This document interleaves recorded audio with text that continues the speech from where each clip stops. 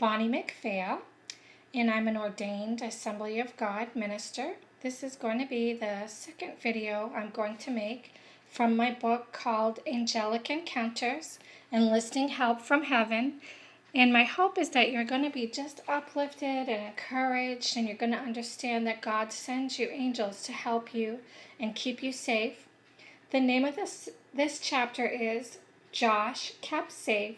This is chapter 2 in the book, and if you want to, you can purchase the book on Amazon. I also have a website called The Father's Market at Etsy.com. So let's begin. Chapter 2, Josh Kept Safe. I will both lay me down in peace and sleep, for thou, O Lord, only makes me dwell in safety. Psalm 4:8, King James Version. There would be another year before I was to experience my first open vision, where I would actually see an angel standing beside my bed, and I will tell you about that vision in the next chapter.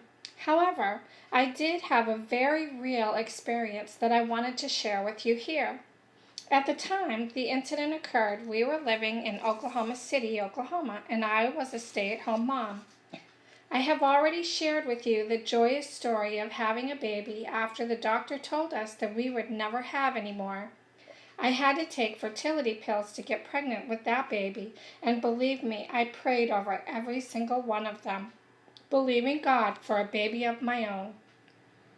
After our first son was born, because I had to take those pills to conceive, I wasn't worried about getting pregnant again, and besides, I was breastfeeding anyhow, and I thought I wouldn't be able to get pregnant. When our oldest son, Dan, was about 7 months old, I was still breastfeeding him when my supply just stopped. I was feeling exhausted and sick to my stomach in the morning, so I decided to have a blood work done, just in case. Lo and behold, I found out I was expecting baby number 2. I was so excited that I literally screamed out loud on the phone. No matter that this one wasn't planned, or that there would be 2 babies only 14 months apart, I was going to be blessed with another child, and my dream for a larger family was soon going to become a reality. This pregnancy had turned out to be much easier than the first one. In fact, it was the only one that I didn't experience the horrible morning sickness that I had with the first one and all the other ones after. My days were spent taking care of my oldest son, who was just learning to walk and do the things that every mother does to keep the house running with a small toddler around.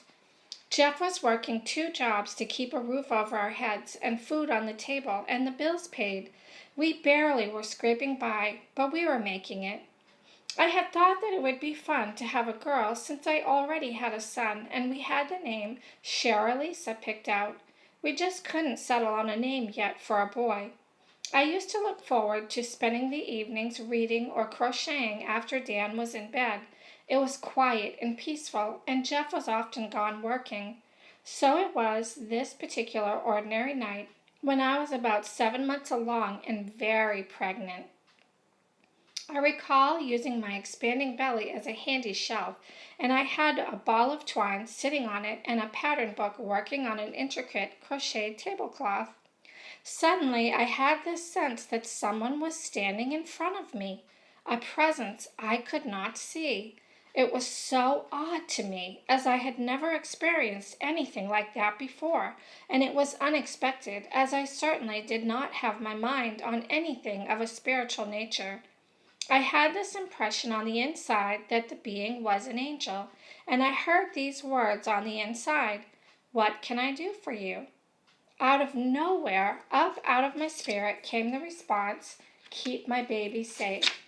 I felt as if the message was sent and received, and the angel left me sitting there puzzled as to what the encounter meant, as I certainly had no reason to be the least bit concerned about my baby.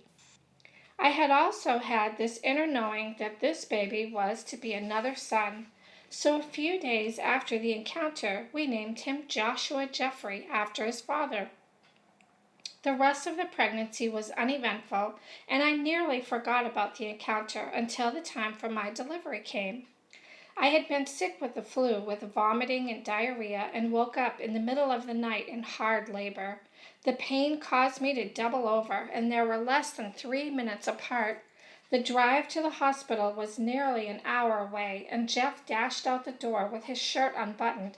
He ran every light there was because he could tell this baby was going to get here fast, and he did not want to have me deliver on the side of the road.